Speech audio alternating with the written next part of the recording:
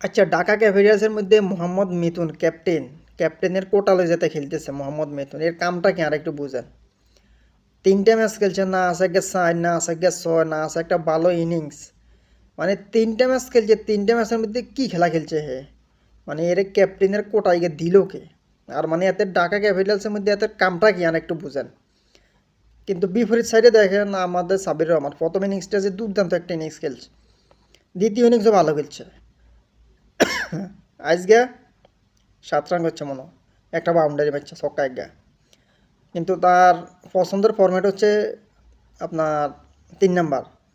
কারণ সে যখন ইন্টারন্যাশনাল মানে টিমে খেলছে তখন সে কিন্তু 3 নাম্বারে ব্যাটিং করছে, দুর্দান্ত খেলছে। এবং কি তার মানে তার ফিটনেস এবং কি তার মানে কি গেট আপের দিকে তাকালে কনসা যে সে মানে এখনও হারায় যায় নাই।